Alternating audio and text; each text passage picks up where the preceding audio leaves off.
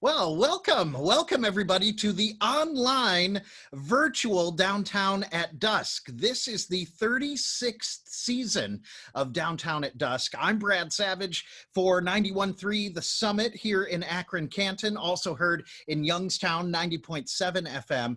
And we're proud to be a sponsor, even if we can't do it at the Bud and Susie Rogers Garden this year. Hopefully next year back on track, but we've got a returning guest, our good friend, Mr. Curtis Taylor and the Curtis Taylor Trio. How are you, sir? Thanks for being here today. I'm excited. I'm excited that we can still have a gig during COVID time. Yes. Well, and I suppose since all of this started, the gigs must have slowed down pretty remarkably and very quickly. I mean, are you getting used to doing online stuff for the band and everything? I mean, at this point of the year, yeah, I'm starting to get into a little bit of a rhythm. But I mean, as you can imagine, I mean, literally overnight in March, one day everything was normal. The next day, everything was shut down. And then, our email boxes, not just mine, all musicians, just became cluttered with cancellations and postponements. And it's just been, I mean, our calendars got decimated. I mean, it's just, I'm still getting, cancellations from, engagements that I had in the fall. They're saying, as you probably guessed, because of COVID, so we're just like, oh my goodness, so. Around how many gigs do you think you've lost as a result of this? You know what? I don't really want to count because I'm gonna go cry in a corner somewhere. But oh my God, I mean, and then you just talk about livelihood too. I mean, I've been fortunate that I teach as well, so that's been able to help sustain me in these real difficult times. But I mean, more than half of my income, I don't want to percent, maybe 70, 80%, it's significant. So, And especially now more than ever too, and like this is a challenging time for creative people and the arts and musicians. So so a hats off to Akron Art Museum for keeping Downtown at Dusk going and given the platform. Yes, how about that? And here's another kind of neat thing. You are coming to us from your home in San Diego area today, right? You're out there on the West Coast. Yeah. So sunny San Diego, but again, just like the rest of the world, we're trying to be safe, and everybody's following the protocols. Well, not everybody, but the people that most people that, hopefully care about each other are following the protocols. So that's good to see. Well, and so talk a little bit about the band and the performance we're seeing today, and where exactly was this performance taking place? Where is the performance taking place, I should say? So basically, a really good friend. She's basically become like another mom to me. I call it her estate grounds. Her name is Fonda Brewer, and she lives in Michigan. And this was recorded in Michigan and on her kind of estate in her backyard. And she just has a beautiful, beautiful space. And I came to her, at the prospect of recording some virtual concerts. And I said, hey, would you mind if we got together occasionally and just recorded some music, because we have no venues to play right now. Right. And of course, oh my gosh, she was so open to the idea. And she just let us come use the space whenever we need to. And so I'm so thankful for that. Yeah. And well, why don't you go ahead and introduce the players here today in the Curtis Taylor Trio? So on guitar, I mean, we have literally, these guys are world-class musicians. On the guitar, we have Mr. Randy Napoleon. And Randy Napoleon is known for his work, most notably with the late, great Freddie Cole. We just lost Freddie Cole a few weeks ago. He began playing with Freddie Cole, I believe, in 2006. And he's also a professor of jazz at Michigan State University, and just has become a really important collaborator of mine in the last couple of years. and just a really, really nice human being. So great musician, nice human being. And, you know, as I get older, I'm really starting to value people that are just cool to work with, you know, like, I'm like, okay, you can play, but are you actually cool to work with? So can't say enough about that guy. And then on the bass, Noah Jackson, who is now residing in Michigan. And he just is an amazing, amazing player. He's lived for several years out in New York City, and he has played with the who's who in the business, the entire Marcellus family, Abdullah Ibrahim, Kenny Garrett. I mean, you know, for the jazz aficionados, they know these names. And we met kind of like in passing during our times at MSU. And we've been working together kind of on and off since that time. So it's been great to kind of, you know, work with these guys and kind of just reconnect. And during this time, you know, I mean, you just think about the music is such a healing force for so many audience members. But we often say in just recording these concerts, it's just doing so much for us, you know, just being present, just to gather safely outside, but just to share music with each other. So, you know, I really hope that that vibe, that vibration continues forward when you listen to this concert that we prepared for everyone.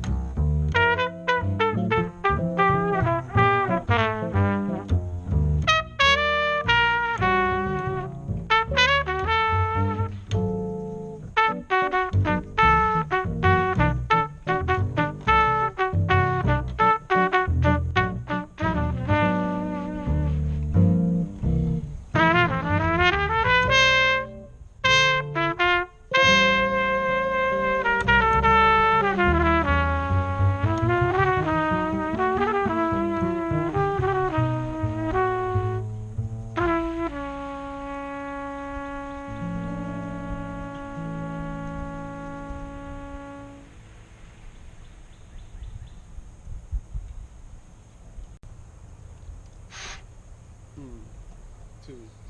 Mm.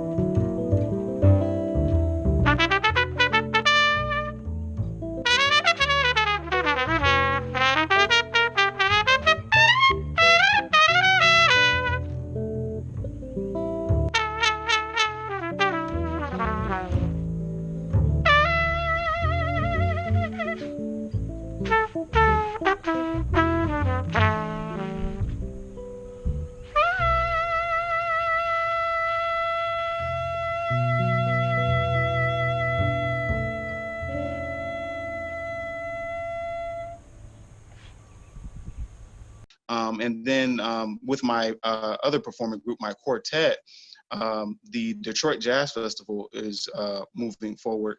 And it's okay for me to say this now because I can't say it before, but when everyone sees it, it'll be cool. But we'll be performing, my quartet will be performing with the Detroit Jazz Festival this year. And so that'll be another virtual thing. And so I believe that's going to be recorded. And so maybe we'll get an opportunity to go in the studio with that group. So, you know, everything's kind of up in the air because you still want to, if you're going to go into the studio during COVID times, you want to try to do it in a safe way. Right. So that's, you know, just trying to work out those logistics can be difficult. Yeah, I suppose so. There's a lot of, behind the scenes, keeping equipment sanitary and so forth, and social distancing in the studio. You can do it, but Right. there are more steps to it. So that is that's an interesting point. Hey, and I wanted to ask too, during this strange time, have you heard any correspondence or have you sold any merch online to like places far away or places you never would have anticipated, or you're like, you find a fan that's like, how did they find out about my music? Has there been anything like that? Nothing like crazy like Uzbekistan or some, nothing like that. I mean, but I really have to say I am so thankful to all my supporters. I've really just during these COVID times, I mean, people have really poured out. And just, at random intervals, sometimes when I'm just unexpected, somebody will just, drop some money in my PayPal and just say, hey, I was thinking about you. And, I just wanted to make sure, everything was cool and just wanted to support, I love what you're doing. And, and then I also try to pay that forward as well in solidarity. I see other musicians doing live streams, and I try to take some of that and donate in solidarity, because I mean, we're all in this together. Yep. And so I think if we all kind of keep that mindset, we'll all kind of lift everybody up, and it won't seem like such a drag, And it's actually really cool to see how musicians right now are finding ways to adapt, and just like figure it out during this time. Because when it first hit, it was so devastating that we were all kind of just like shocked and we couldn't do anything. We were just locked in the house. But now I'm starting to see more ways, more creative ways musicians are getting together safely to bring the music to the people. So it's beautiful. Right, right. So there is some good that can come out of this for sure. You know, even in such a confusing time and unprecedented, of course, but some good things are coming about. Hey, and I just wanted to ask about your upbringing in Northeast Ohio and Cleveland, Bedford area. I understand you're a native to this area, even though you're living out in San Diego area now. So just talk about the Ohio connection. I mean, Ohio's a special place. I feel like the people in the Midwest or in Ohio are a very special breed of people. We have our own vibe. I mean, I've met so many people out here, and just in talking to them, I'm like, "Where are you from?" It's a certain way we walk, a certain way we talk, and a certain way we care about people. I feel like in Ohio, and a certain way we bond together. Very hardworking people come from the area. Very artistic-minded people come from the area. I mean, just all walks of life. And I feel like Ohio doesn't always get its due, and oftentimes it often gets slighted. But I feel especially in recent years, I say in the last, 10 years, Ohio just has become such a hotbed for culture, specifically Akron. My God, Akron has just shot off like a rocket. I mean, COVID has slowed some things down Sure. this year, but, pre-COVID, I mean, it was just on a really upward trajectory. So, I can't say enough about the area, and I always come Yeah. back home, I always Yeah, come no, back it's every year. it's good to see you say that, and that's part of our claim to fame and what we're so excited about in the Akron area here, and it's just going to keep building, and we'll all work together to keep that happening as far as a music and arts and cultural type of area. So we hope to have you visit soon in person, do a real live show back here once again. Hey, and before we get back to music, our special guest, Curtis Taylor and the Curtis Taylor Trio here for Downtown at Dusk Virtual Edition 2020. Do you have to be a jazz hound per se to love the music? And what are your biggest influences, biggest inspirations in the jazz world? Wow. Well, for I know that's a one, big question. Yeah, yeah, sorry. it is. It's tough. I'm going to try to do my best to tackle it. So to try to break it apart, you don't have to have a degree to listen to this music. I mean, if you do, great. But I think, there's only two types of music: good music and bad music. Okay. So, good music makes you feel something. It moves you. It elicits emotions. And, that's what we're trying to do. Like I said earlier, we're trying to provide healing through music.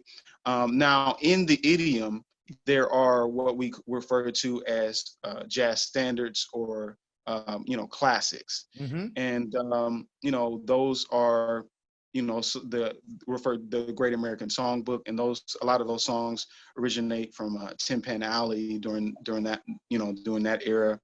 And so what you'll hear in this concert is, some of those takes, as well as the prolific Black musicians that were instrumental in creating so much of the structure of this music, and so much of how we still play it today. Yep.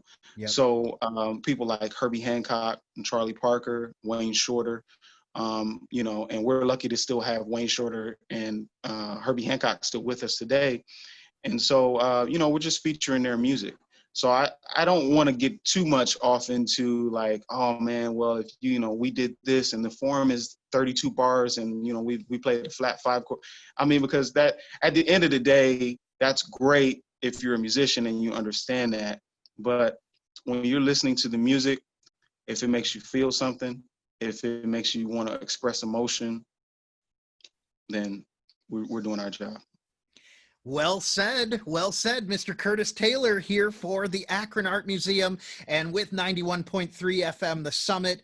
And I'm Brad Savage. We'll be hosting the virtual Downtown at Dusk series all this season. And let's get back to the concert. Let's do it. Very nice to talk to you. And thanks for being here today. Thanks for having me.